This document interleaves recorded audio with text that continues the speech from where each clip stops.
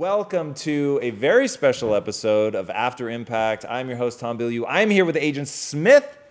Mr. Bilyeu. What is up? In the background, in Agent Smith camera, you will notice that we have some madness going on. Literally, at the second that we were supposed to press go, part of our set fell apart. So we are repairing that as we speak.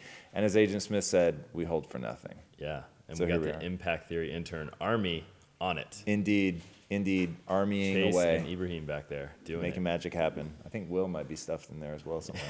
That's true. So yeah, let's rock and roll. All We were right. talking about Gerard Adams. Gerard Adams. So welcome everyone on Facebook Live. This is After Impact. This is the show where Tom and I go deep into the episode of Impact Theory, discuss it, pull it apart, unpack it, answer your questions about it as well. So thank you for joining us. We're talking about Gerard Adams today. The episode is called Defining the Entrepreneur of Tomorrow, which is something he is set on a mission to do.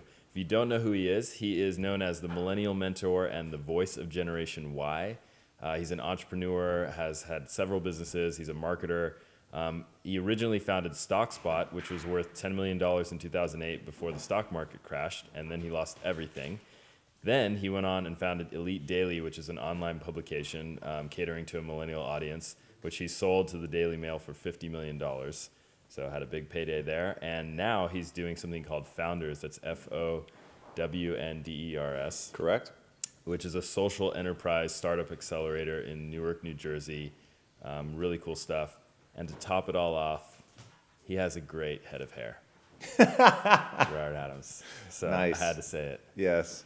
So That he yeah, does. what an interview. What an interview, and what a guy. Really, really fond of him. He's amazing. Yeah, really cool. So I want to kick it off with, something he said about his parents. So he told a story about when he lost everything and he wasn't sure what to do and he didn't know how to be vulnerable. And his mom came to him and told this beautiful story about when she was growing up and their house or their apartment burnt down. They lost everything and they had to start over. And I think it was that's what really drove him to pick things back up, pick himself back up, and work hard to build something again. So I want to ask, what do you think you should do when you don't have that kind of role model as parents? There's so many stories out there. I love the quote, "A fool never learns, a smart man learns from his mistakes, and a wise man learns from the mistakes of others." It doesn't just apply to mistakes. There are plenty of people that have amazing stories. They've overcome massive adversity. And to be able to tap into that and to read books, in fact, one of the things that we talked about in the episode, by the way, did they ever get there? So in the episode, I said, look, we're going to send you 100 copies of Viktor Frankl's Man's Search for Meaning, which is one of the most important books I've ever read. And I think anybody should read that. And it's about a neuroscientist of all people that ended up in a concentration camp during World War II. I actually traveled, I believe, between 5 different ones and ultimately was freed from Auschwitz.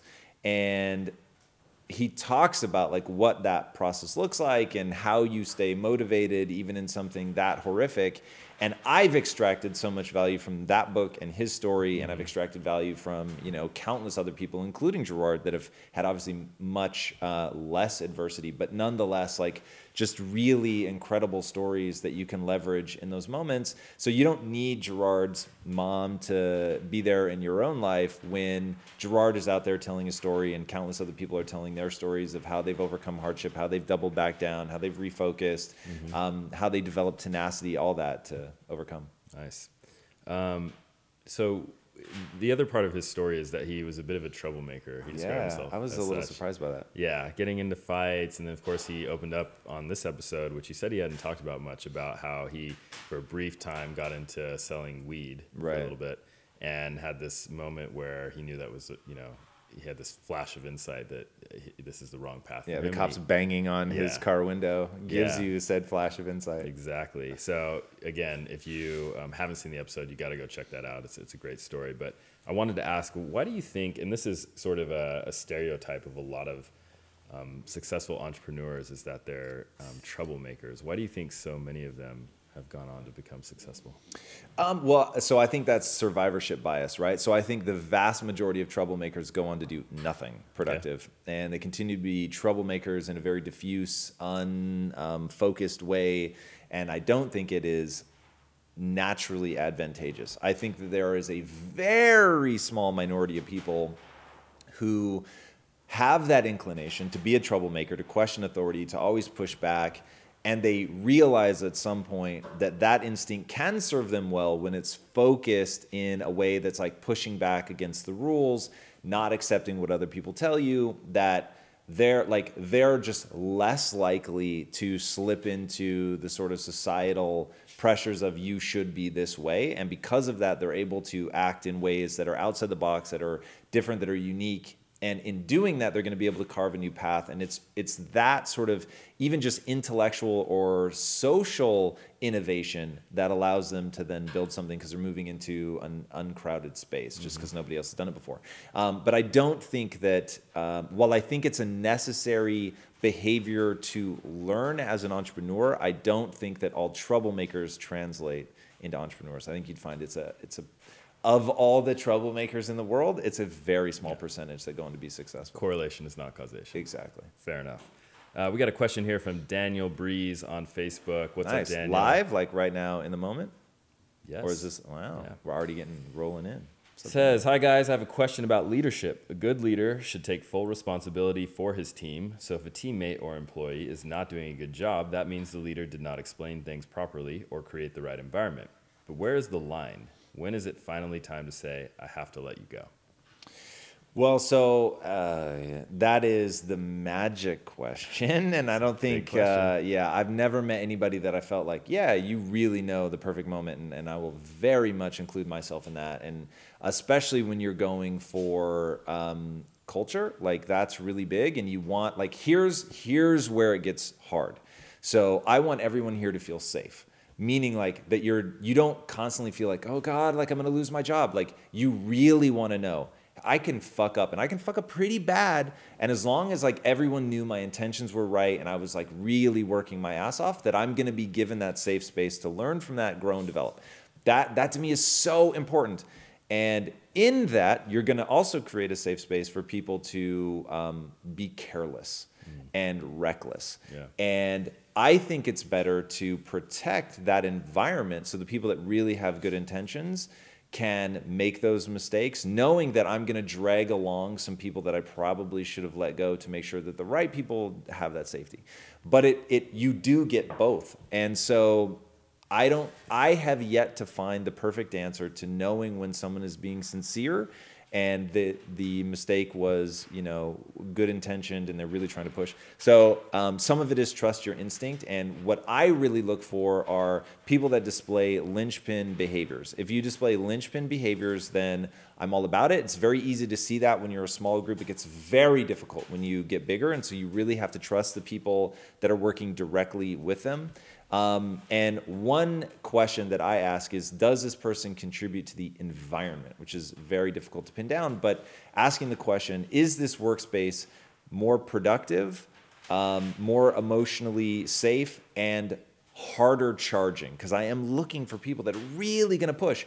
And in fact, I'm going to rat you out for a second. You said something yesterday, and I actually loved it. And it was it was harsh. I've never seen you be so cut and dry, but somebody couldn't be here yesterday because I had something to take care of, and they were actually then proving to be hard to get a hold of on the phone to be part of the call. And you said, I'm not accommodating this again. If you want to be a part of this meeting, you've got to be here. And I was like, my man, because there has to be standards, right? And so you've got to draw a line. I think you're one of the greatest managers I've ever encountered in my life. Like you're so thoughtful about the team and what's their path and how do we help them and grow them. I think you've got a strength there where I have a real weakness, so I really value it. But seeing you draw a line was also very meaningful to me. So there's all that nuance, right? Of where you have to be encouraging, welcoming, but at the same time, there's got to be a behavioral standard. And I think the group has to pounce on people that don't meet that behavioral standard. And when the group says this environment is not being made better by this person, then they have to go. Yeah. So I have a follow-up question to that. So as a manager, and thinking about this a lot, when do you, one of my goals, and I think a goal for any good manager, is to set your employees up for success, right? Do whatever you can to make sure that they can be successful. And that could mean training them, giving them more training, giving them more guidance, advising them, showing them a path if they need it. But when does it become a point where you're just propping someone up, and how do you tell the difference? I really, really believe you could write it down and you could say, okay, here are the things, and they rate a 7 here and an 8 here and a 10 here, but a 3 here. I think it's gut, right? It's gut of how does this, like, your subconscious processes data so much more rapidly, and so they say vaster and faster. So the subconscious can take in just a massive amount of information, process it, and then it feeds you an emotion. So that emotion is literally the subconscious processes that are running about every interaction you've had with that person, accumulative over time, the times that they showed up and played, the times that they didn't. And I think really trusting your subconscious to feed you an accurate emotion is a very good idea. And the employees that slowly became toxic for me, always before I acted consciously, my feeling about them began to change over time. And it started, they would show up in my office and I would just have an uneasy feeling, right? And then that uneasy feeling would turn into, oh God, like I don't want to see them. I don't want to interact. And like, once you begin to trust yourself that that's the subconscious saying, look, in total, like I've taken all the interactions, this is gone now to a place that's not good, it's not happy. You should trust that and act on it. So if you've spent the time to train your instincts by having a code that you live by articulating to people what your expectations are, by really reassessing like what's going on in the organization, are we moving in the right direction, by asking yourself, okay, I felt a weird twinge there, what is that, and analyzing it, you will get to the point where just knowing that, ooh, my feelings are changing here, and I've tried, like I've gone through my belief system, so like I see how you work with people and trying to set them up for success. So if you can honestly answer, I've literally done everything in my power to set them up for success, and I accept that, going back to the initial question, like this is my fault, fine.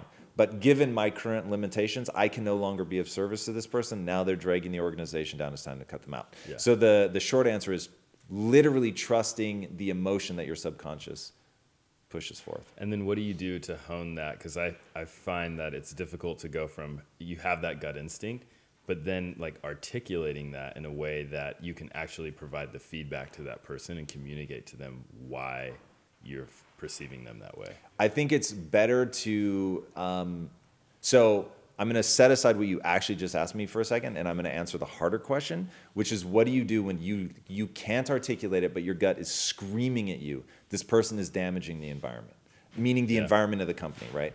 So I feel the burden is on you to still communicate something meaningful back to them about why you're making that decision. And so let's say that you try, and now we're at the edge of your ability. You've tried everything you can, like every ounce of what you know how to do, you have done, and it has still not worked.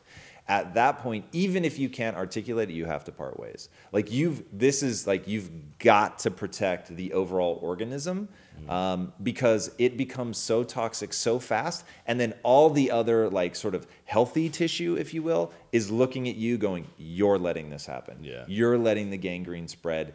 And that then begins to erode your ability to lead and to manage, because people are losing faith in your ability to do the hard thing, which is, all right, we get it. You're human. You have limitations. You're not the perfect manager. You're not the perfect leader, but we have a problem and you're not addressing it. And I have fallen prey to that so many times because I really, really feel it is my obligation. And it's a failing on my part to help that person become who they need to be to thrive.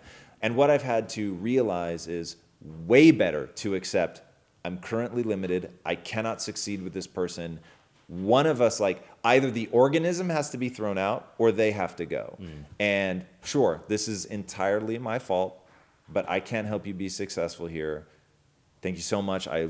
Assuming they're not like out to really harm the organization, I wish you well, and I will help you find somewhere else, and I will help make this transition as seamless as possible. And because I really do accept a ton of the responsibility, I will be nothing but optimistic, and positive about all the things that I've seen you do that are great when trying to help you, be a reference for you. Yeah. But they got to go. Fair enough. Well, that was a rabbit hole that was really good. Nice. Thank you. For sure. Thank you, Daniel Breeze, for that question that kicked us off. I'm not getting any more questions right now, but thank you, Facebook Live audience. Just want to remind everyone we're here on After Impact. This is the show where we dive deep into the episode of Impact Theory, and today we're talking about Gerard Adams, aka the Millennial Mentor. I got a question. So Gerard had the opportunity, this is something you talk about in the episode, to retire in Miami, live the good life, never work again. And then at the last moment, he pulls out. He goes back to New Jersey, sets up Founders, and starts putting in the work again to build something. Is there any better drug than progress? I think it really might be one of the most fundamental building blocks to happiness. So, not really. I mean, there's like, I would probably use slightly different wording. Like, progress is so critical, but progress in what I think matters. So progress in self-development and having a vision of who you can become and making progress towards that, I think is wildly intoxicating. But there's like, all of this stuff is nuanced, right? So it's also progress in like, what are the goals that I've set out for myself? The worldly goals. Like, people have worldly goals, and are you making progress in that? Progress in being able to close your eyes, imagine a world, open them, and execute. Are you making progress in that? Progress in like getting good at things that just make you happy, right? Are you making progress in that? So there's like, you could sort of boil that down to just progress in general, but I think that would be unfair. I don't think all progress is created equal. So yeah, that's a big one. All right, cool. There's one subject you guys talk about, and you asked Gerard, do you identify as a born entrepreneur? And I want to get your take on, do you believe in born entrepreneurs? Oh, for sure.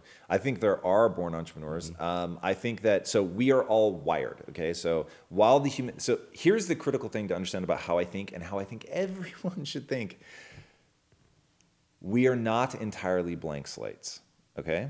I think we can all admit that there are some people who just aren't that bright, and then there's Einstein, right? So there's just the ability to process raw data, like we differ in that. There are some people who, I use Usain Bolt. I'm never exactly.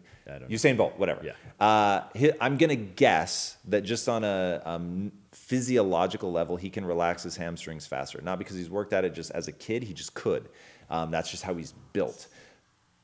But like, even though we all start with like different gifts and stuff like that, there's so much like unintentional environmental impact on that. And then there's intentional, like deliberate practice that you can do later in life. So humans have become the apex predator because we are the absolute best at adaptation.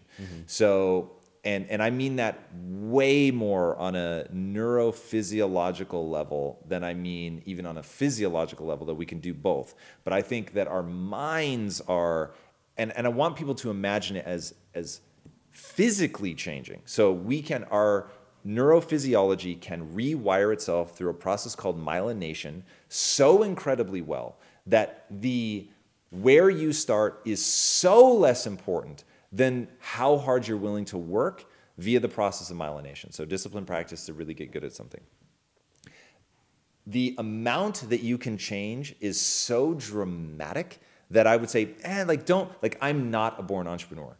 And Gerard did not succeed because he's a born entrepreneur. He layered on top of his skills as a born entrepreneur to maybe get some early wins, and that's probably why he's farther ahead. Like he's had a level of success much younger than I did. And that's probably because he was a born entrepreneur, and then that was intentionally or unintentionally reinforced by his parents being immigrants and like really pushing work ethic in him.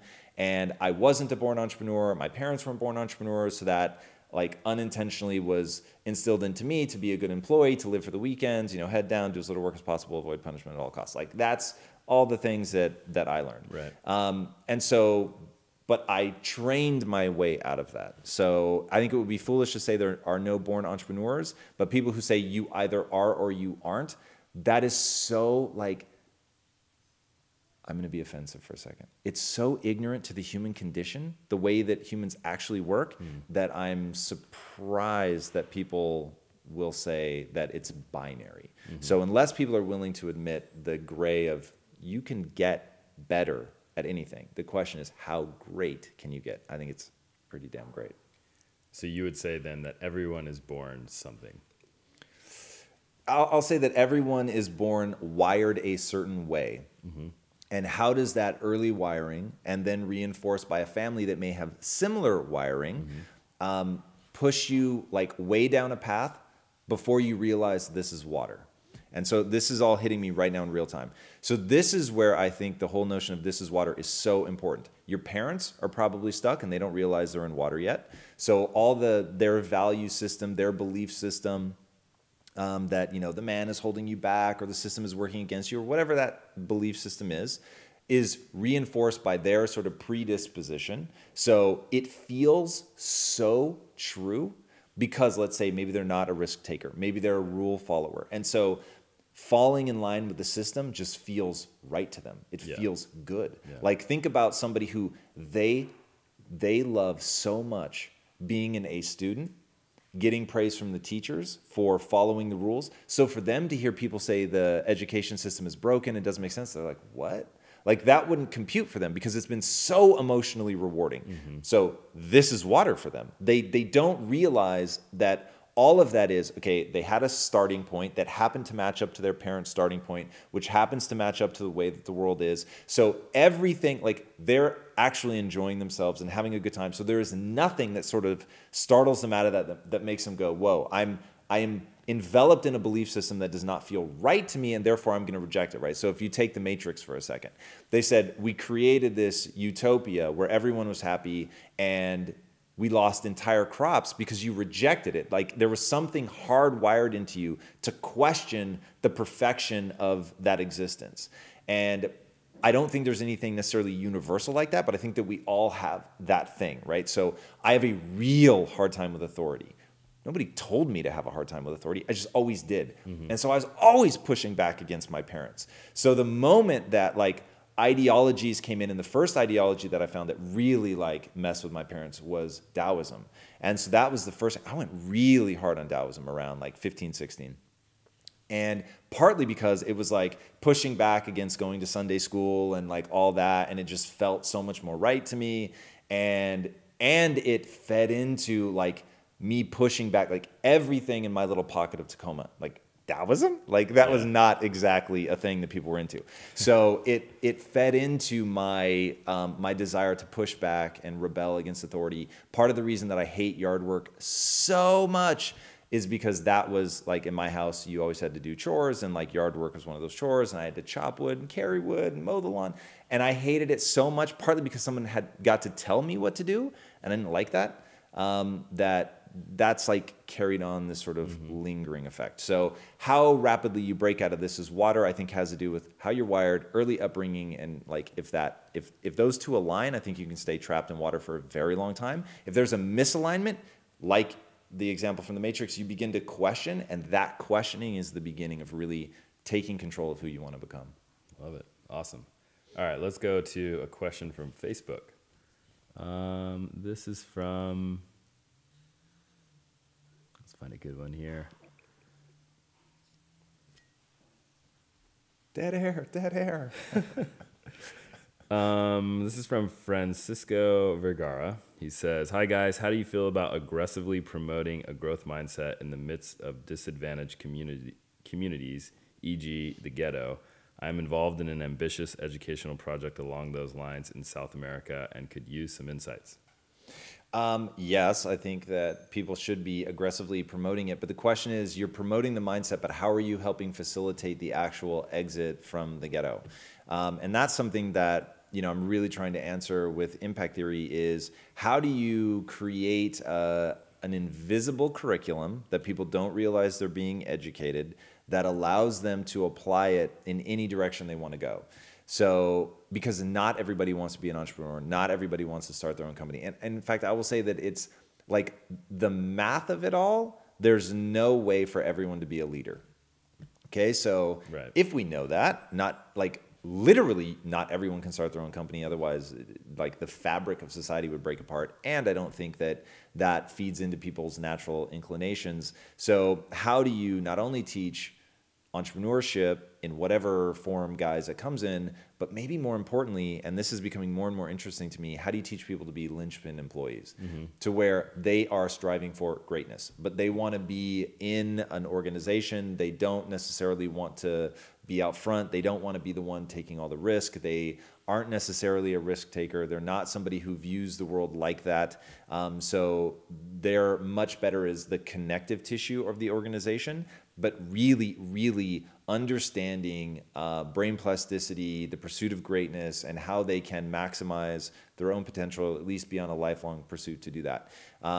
So you have to give them those touch points where they can have that success, really taste it. And what does that look like in a world that I don't think currently on the come up does not value a linchpin employee. And I think linchpin employees have to overcome a lot of resistance because what happens is the person who owns the company, runs the company, they are so desperate for linchpin employees that they can't see straight because their life is on the line, right? Their house, like everything is on the line. And they're hungry for that. But then below them are people that they're not incentivized to have somebody make them sweat. And I think that's where a lot of this breaks down is you get somebody who comes in. So let's say you've got like a middle manager, right? And they're maybe 15, 20 years into their career and they've gotten into a comfortable place. They've accepted their rhythm in life. And now somebody comes along that threatens to take their job and to outshine them and make them look bad. Like the physics of the human mind says that person is not going to be rewarded by the people sort of nearly above them, right? Because you're going to make them sweat. Right. So now you've got to get really nuanced at like, how do you help them win as well, but all the while not being afraid to pass them up. I almost got in a fist fight one time with somebody. This was back when I was just an employee and almost got in a fist fight. And it was the whole, you've changed, because we came in at the same time and I just wasn't happy staying there. And I wanted to work my way up. And so I was working like 90-hour weeks, sometimes more. They literally had to tell me, and so this is how it went. I was working so many hours and I was getting paid hourly that I was making more money than other people above me. And I remember they came and said, you can't keep doing that because now like that just doesn't like suit well for that person. Like it feels icky for them because they're on salary. Yeah. And so I was like, what? Like I'm clocking so many hours. But then I thought my goal here is to ascend. Right. So fine, clock me out at whatever time you want, but I'm going to deliver an insane amount of value. And so I would stay with this, because this was back when I was teaching, I would stay with the students until like 10, 11 o'clock at night, because I was the one that could keep the place open. So it was like, if they needed to stay and work, like I would just stay. And like that to me, like finding a way to deal with that and still like ascend is a super critical skill. So helping people, going back to the initial question, helping people like understand how to play that game. So I'm a big believer, like I'm not interested in changing the system. I'm interested in looking at the system and going, okay, this is the way the world works right now. Awesome. Now I'm going to succeed within that. And that's why, dude, when I saw people occupying Wall Street, I was like, what? Like you're putting your energy into trying to break the system. The quote, if you want to build something new, don't spend any of your time trying to tear down the old. Spend all of your time trying to build the new. Like that's just like my life philosophy. So yeah, I'm getting really far afield. This is a very interesting topic, but I will end it there. You touched on something that I wanted to discuss. And, Gerard didn't come from parents who were entrepreneurs, but they worked really hard. And he said that, I think his mom was a bookkeeper, if I'm not I don't think so. His dad worked in an insurance company, and his mom, it sounded like, worked in a grocery store. Okay. I'm not sure what she did, but he did say that she went to work every day. She liked her job. She dressed nicely. She had a lot of pride in her work. And I wanted to ask, what role does pride play for linchpins? I think pride is critical for everybody. I think that pride becoming one of the 7 deadly sins, there is something in there that like it can get icky, like when insecurity and pride are wound tightly together. And so someone is, I've never had to articulate this, when you have a fixed mindset and you're proud of something that holds you and others back, that's when pride is a fool's errand. But you need pride. You have to feel good about yourself. You need to have really strong self-esteem. And So it becomes really critical what you build your self-esteem around, and that is totally malleable. You can just decide, I'm gonna build my self-esteem around being smart. I'm gonna build my self-esteem around being right. Like, those are dangerous and will get you into horrific positions. But you can build your self-esteem around being a learner, being willing to admit when you're wrong, identifying the right answer. Like, those things are anti-fragile. So you have to be very, very careful. So more than I would say that pride in and of itself is critical for a linchpin, building your self-esteem around something that is anti-fragile and moves you towards your goals is critical for a linchpin. Nice. All right. Let's go over to our Facebook Live community again. I'm not sure who's giving me questions now. I'm getting questions both from Cindy and Chase. Nice. Let's see. Who are you, buddy? Chase is about to throw down, I think. It's from Jumani, our friend. Jumani in the house. Yeah. He says, I appreciated hearing Gerard's father giving him tough love. And this is in response to his father finding out that Gerard was selling weed at the time. So many successful men have been loved by their mother and have had an absent father. How do you think the absence or presence of a father's love plays into a man's success or failure? You know, that's a really good question. I don't feel that I'm necessarily qualified to answer that. So I was very fortunate to grow up with both parents. And my gut instinct is that, one, just masculine energy for a guy is going to be important, but feminine energy, I think, is also important, and getting both of those whenever possible, in whatever way possible. So if you don't have a father, but you have a father figure, like, that probably works just as well. I think that from what I've seen, read, people I've gotten to know very well that grew up without a father, very much there is an anger to that a lot of times, and that chip on the shoulder can serve or destroy. So it really comes down to how that person internalizes that and how it drives them and all that. And I'll stop there just because I don't feel that that's particularly something I understand well. Fair enough. We got confirmation from our audience, our wonderful Facebook audience, that she was indeed a bookkeeper. Oh, thank you, Daniel. There we go. And I just want to say thanks again for everyone showing up, and share that we do have merch in the store if you want to go check it out. We got shirts, we have mugs, Momentum Matters shirt that Tom is wearing, and we're going to be constantly updating that and putting out new designs. And we want to hear your feedback. What do you like? What do you don't like? What do you want to see on a shirt? What kinds of things would inspire you that you would be inspired to wear? We want to know, so we can go out and create them. And we're going to be taking designs. Casey and I, who I believe I see walking. Hi, Casey. We are working on getting the terms of service so people know exactly like how it pays out and all that stuff. Right. So we'll all just pressure Casey a little bit to get us a lawyer to draft it up and get it on the website. Hopefully we can do that in the next, say, 10 to 14 days. And then we can start accepting designs and get crazy. Cool, very cool. All right, this is a long one. Let's see if I can shorten it a little bit, but it's from Margaret Rose.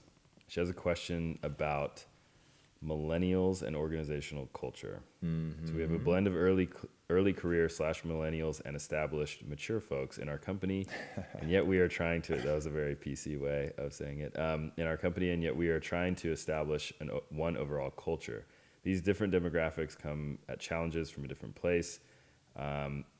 We have a bit of a culture clash and are having trouble transcending it.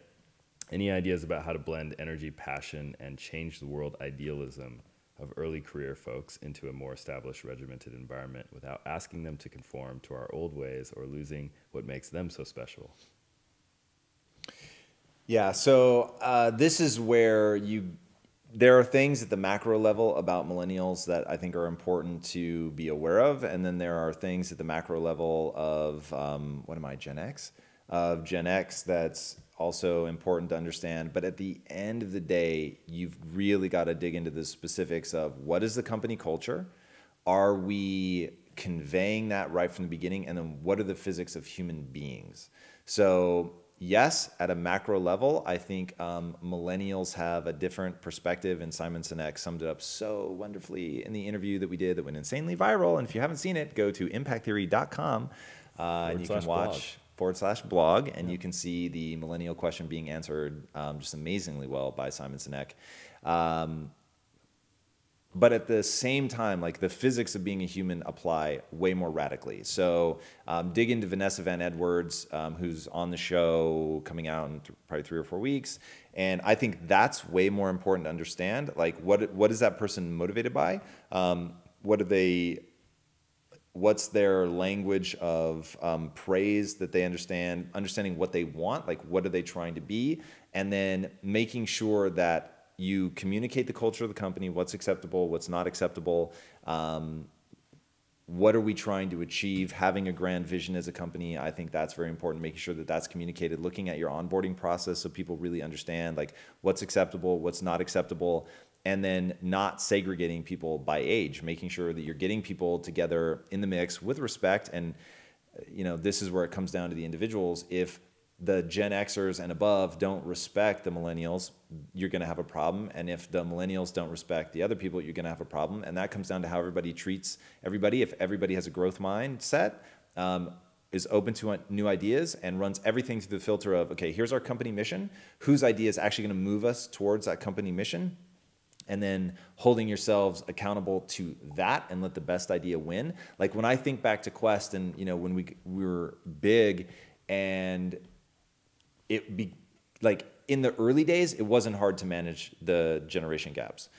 As we got bigger, it was like, does everybody understand what we're trying to do as a company? Does everybody actually believe in it? And is everybody operating with a growth mindset? Like if we bake that into the onboarding process, if we bake that into like the company culture, like are those things real enough that everybody is holding each other to that standard? Because I think if you're doing that, then it doesn't really matter. Like I don't have a hard time. I certainly don't have a hard time with any one person.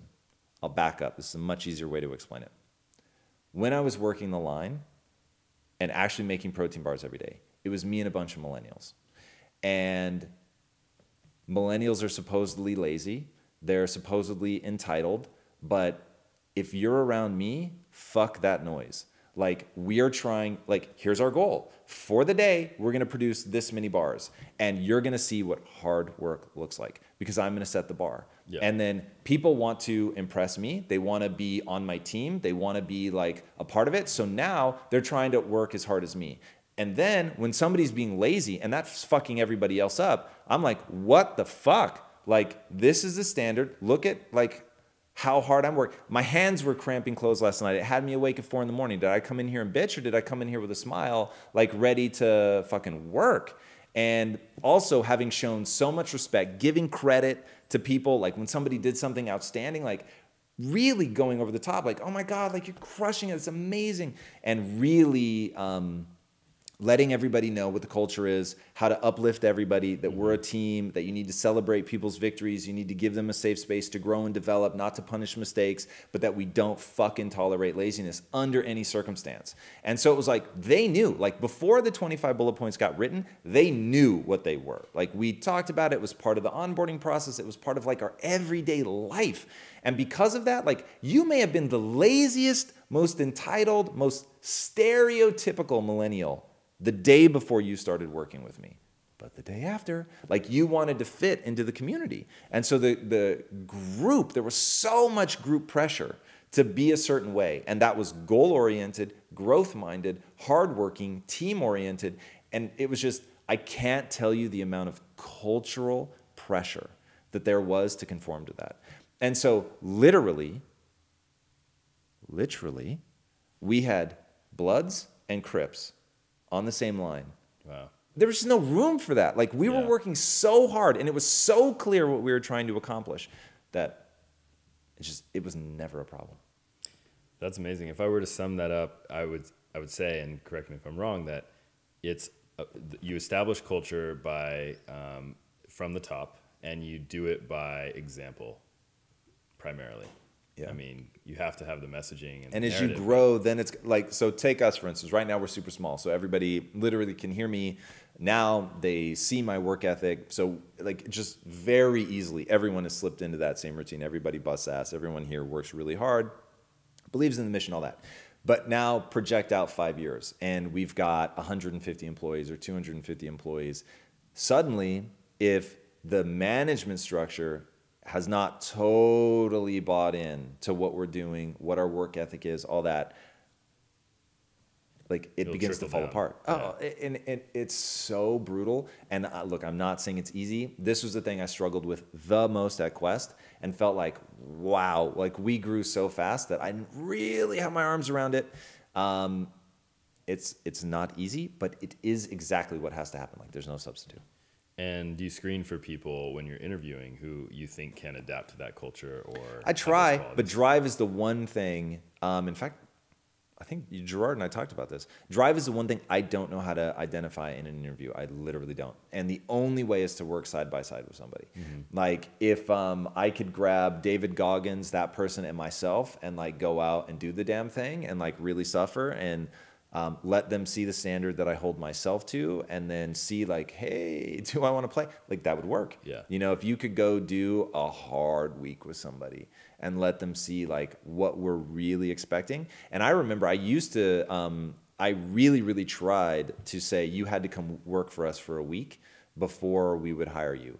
It's very hard, obviously, for people to take that week off. A, and B, we were hiring so fast that like it just wasn't realistic. But every step away from doing that is a mistake. And you end up with people that they're just not, they don't value it. And so I won't even ask them to believe that it's the right way to live. It is. But I won't ask them to believe it. But if they don't value that, like that is the problem. It's not like the millennial, like, and like the different generational stuff, I promise will go by the wayside when everyone is bought into the mission and the work ethic. Nice. All right. A couple shout outs here on Facebook from Chris Berry in Springfield, Illinois. Chris Berry in the He house. says, nice beard, Agent Smith. a Thanks, heavy Chris. beard, a heavy beard. Yeah, like it's- this is it's the getting a little long. It's getting a little out of long. control. Yeah. I'm gonna second that notion. Yeah, it'll probably come off this week. But thank you, Chris. Manuela from Austria. Hello. Lauren Taylor in Denver. What's up, LT? And Joshua Martell in virtual reality. Nice. What's up, Josh? Our man with a plan. Okay, let's do a question from Josh, actually. Joshua. I had parents that loved me very much, but never pushed me to progress.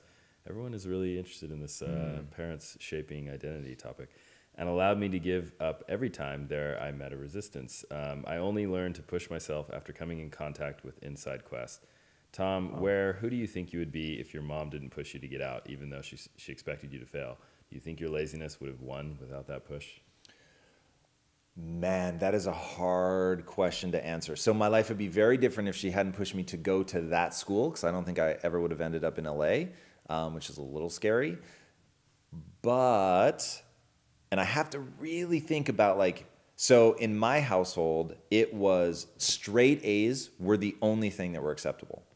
And now that trained me to be very clever. I won't say that it trained me to actually work hard.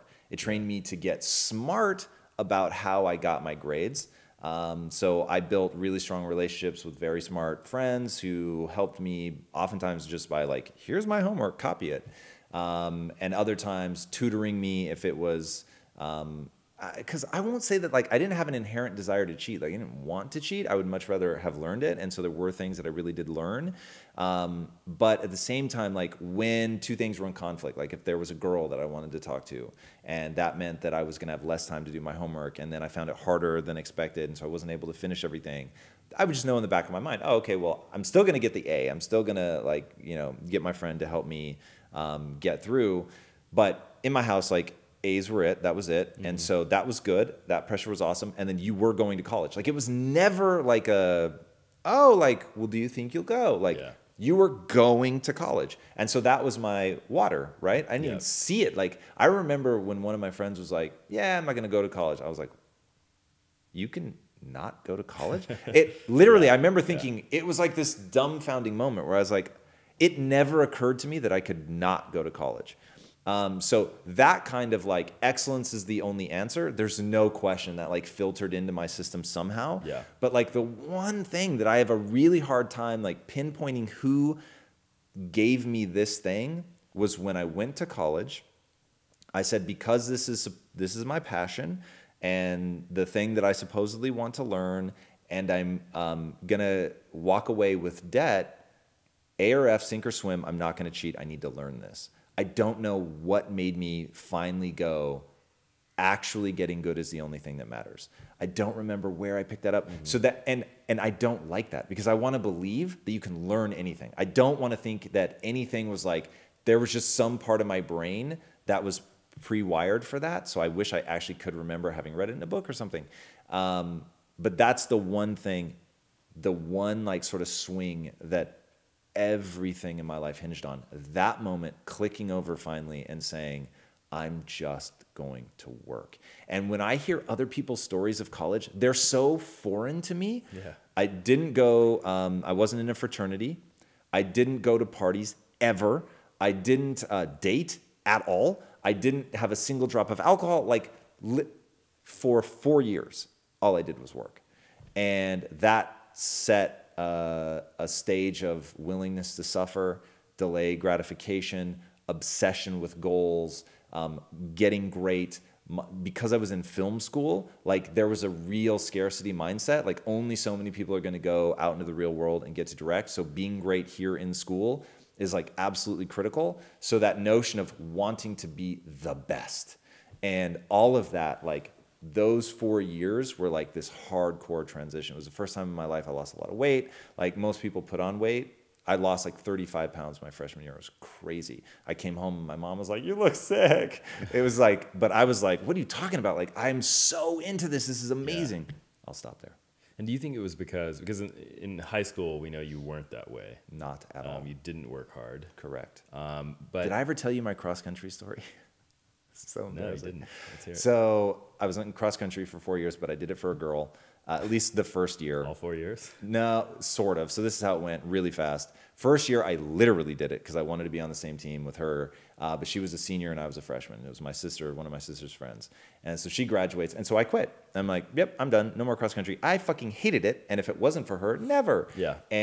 But I had sort of become the team mascot. So dude, I'm telling you, I'm wired. I love seeing other people win. So I would cheer people on so much of these races that it became like this thing. Like the whole team would come with me because I would just be so over the top. Come on, you can. And so even though I was the slowest person in the league, not on my team, my friend, yeah. in the league, when I said I wasn't coming back the next year, one of the coaches was like, I don't think you understand how much you inspire people on the team. Like, you got to come back because even though you're the slowest, you always show up and you do it. Now, what he didn't know was like, I would hide in the bushes till the rest of the team would run by and go get donuts. That's actually a terrifying but true story. That's a good one. But he was like, you really inspire people. And so I ended up staying the rest of the 4 years because that meant something to me to like cheer people on and help them be successful. But what I was going to ask is, do you think the changeover in college had something to do with the fact that when you got to USC, you saw that you had an actual shot, but it was a very small window, and so you said, I have to go hard on this. That's the only way I can get it? Maybe the pursuit of excellence. No, that's not true. What actually happened? There were a few key moments. So this is where beauty and rage began to develop. So I didn't get accepted into film school at first. Mm-hmm. So I didn't even know that you had to apply separately. That's how ignorant I was, okay? My parents didn't help me with that process. I had to do it all on my own, which meant I did not understand any of it, and I did the least amount of work humanly possible. And if my friends hadn't been like giving me random pieces of information like, there are applications you have to fill out. There are deadlines for those applications, right? So I had to do all of that. And so I get into USC, but I didn't get into USC Film School because I didn't even apply. And there's only 2 windows to get into film school, as an incoming freshman and as an incoming junior. Mm-hmm. So you're applying basically your junior or senior in high school, I don't even remember when they do it, or your sophomore year in college. And so I came in as a freshman. Now I started acting like I'd already been accepted into film school. It was the only thing that makes sense to me. I was just so convinced I was going to make it happen. And you then start encountering people that have been accepted. They look at you like you are a moron, that you're not already in film school. They look down on you. Like it was like discrimination, but like in the most offensive way, like, oh, you haven't been accepted. I can't tell you how gross and icky it was. Wow. And that made me so angry. It was like, I would just sit in my room. I'm gonna fucking crush all these people. Like I am going to dominate these motherfuckers. And I was so angry at the way that they looked down on me. And I couldn't take it, man. I could not. I was determined to show them, and that served me. And that's where like I just learned like, hey, beauty does a lot of great things, but sometimes you just need to be so mad that you're not going to tolerate, that you're going to win. And so it really, and I can actually remember the people, I won't rat them out, but I can remember the people where I was when they were treating me like that. Like, yeah. So Okay. Fair enough. that was part of it. I won't say that was all of it. Let's try to get a couple more questions in from our Facebook Live audience because they're being very active today. Thank you for showing up. Thank you, guys. Here's a shout out. Alex Covarrubias is in the feed. Are you serious? Alex Covarrubias. Everybody that's in the feed right now and anybody watching this, Alex Covarrubias is one of the most extraordinary human beings I've ever met in my life. And many of the stories that I tell about being on the line and working, like this guy is a linchpin. Like he is one of the ways that we kept the Crips and the Bloods from like going after each other. He's an amazing, I have never seen human transformation as profound as this guy. I would tell you so much more of his story if it was mine to tell. It is his story to tell, but holy Lord. And I don't think he does anything socially, so there's not even anything for you to do with that information, but I feel compelled to point that out. Awesome. All right, so Alex, I love you like a brother, my friend. It is good to have you in the feed. I was just thinking about you, like today, we got to hang out, B-Rot. You got to come to the house. In fact, text me immediately. You can text me now, and that'll remind me to ping you after this. But yeah, text me. There it is. What's up? All right, here's a question from Vinny Brigance. Her question is, hi, Tom. I love the concept of anti-fragility. Yeah. Would you be willing to share one of your favorite ways to apply this concept to your life and one of the biggest impacts it has made? Yeah, so anti-fragile, what you build your self-esteem around, it is the most critical place to implement that system. It changed my life. It is the reason that I was successful and generated wealth. Just no two ways about it.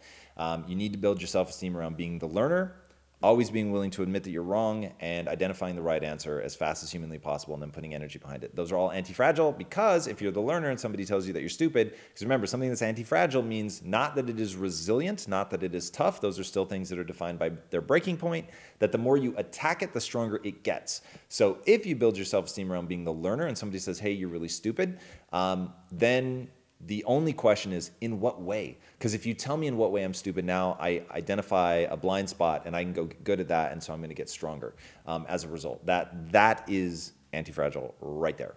And once you make that switch, because the world will try to attack you, some percentage, not all of it.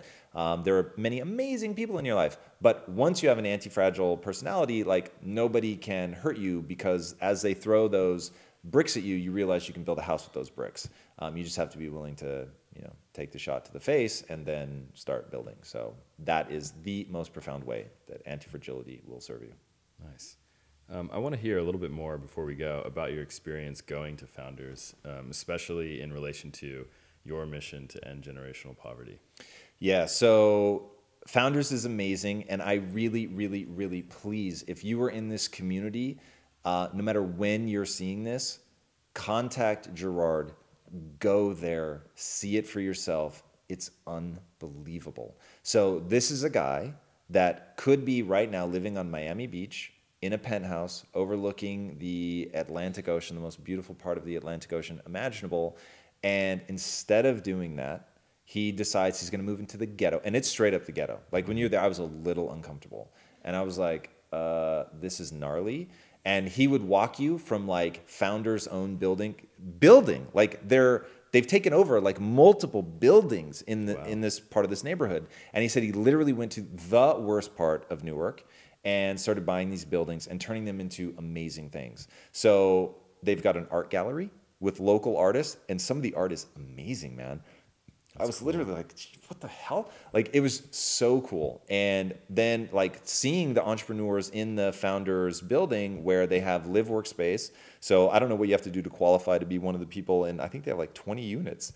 So one of the people that live in the building, but they also have like a cafe so that they can get healthy food to these people. It's just unbelievable.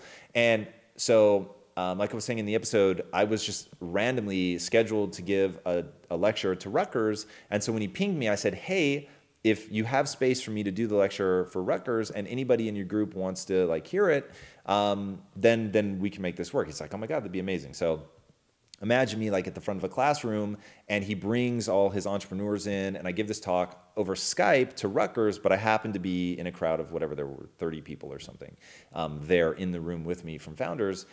And it was one of the most fun talks I've ever given because their energy was unbelievable. And the only way I can explain it is having worked in the inner cities, I'm telling you, when you give someone hope who has never experienced hope, like most of the people watching this can't imagine that, but there are people right now growing up who, like, this is my life, right? Like, have you ever seen the Reddit r/this is my life now or whatever? No. Or maybe it's just memes, I don't remember, but they come across my feed and I find them absolutely hilarious. So it'll be like a dog and there's like 8 cats like pinning him down and like licking him. And it's like, this is my life now. Yeah. That's a funny version of people sell drugs on my street corner, my friends get shot, and this is my life. And there's no sense of, oh, I can get out of this. Yeah. So you're just stuck and this is my life. And I remember one of the kids crying because he was like, you care more about my future than my own mother. I, for the first time in my life, have hope.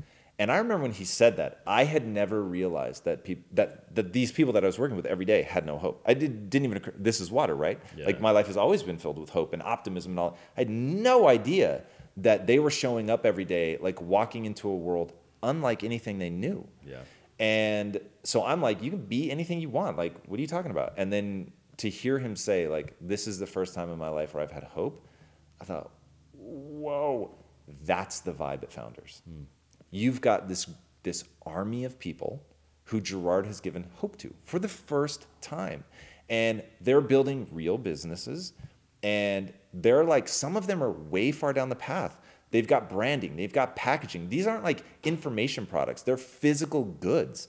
And I was just freaking out because to be in a group of that many people in the middle of such a gnarly area and for them to have hope for the first time and be building things, it was just, it's unreal. And for you guys to go there and give your support and document it and encourage them, and just, I want the word to get out about what Gerard is doing because it's important. So Gerard and I have taken 2 different approaches to the same problem. I believe the most scalable answer is narrative. Mm-hmm. Gerard has said, okay, maybe this isn't the most scalable answer, but I'm going to franchise this. And I'm going to go into the heart of these places and give like a physical space where people can go. And so think of it as probiotics and prebiotics, right? So probiotics are the actual bacteria. So think of Gerard as that, right? Like he's the actual colony of amazing bacteria that's going to make those neighborhoods healthy again. And then I'm trying to be the prebiotic that feeds that. Yeah. And so when I walked in, I realized, wow, this is such a necessary part of what I'm trying to do. Like somebody has to be doing what he's doing. So the fact that he's doing it is unbelievable. That's awesome. That's great to hear. All right. Well, I think we can wrap it up. I'll thank everyone on Facebook Live and also give my 3 takeaways, which I haven't done in a while. Nice. So these are my 3 takeaways from the episode, which if you haven't checked out, please do. It's really good. One is, even when you lose it all, you can build it back up again. And that has been clear in Gerard's life. He's demonstrated that. So never forget that. Financial success is nothing without fulfillment, which he talks about very eloquently in the episode. And then the last one is, and this is toward the end of the episode, which we didn't get to discuss here, but I really liked how he said, take the time to find out who you are. And he actually gives examples of how he went through that process himself. He was meditating, he was writing a lot, and he was reflecting. And that was key to him creating Founders and understanding that this is really what he wanted to do in the world. So those are my 3 takeaways. Thank you, Facebook Live, for joining us. And if you want to check out our store, you can. We got new shirts up there, so go check them out. We got posters too. And sign up to our newsletter if you want exclusive content from us, a letter every week from Tom. We're going to be doing some interesting stuff there later. Plus, you'll get discounts to the store. Periodically, we'll do giveaways, etc. So go sign up at impacttheory.com. And yeah, thank you. There it is. All right, guys, thank you so much. If you haven't already, be sure to subscribe. This is a weekly show. And until next time, my friends, be legendary. Take care.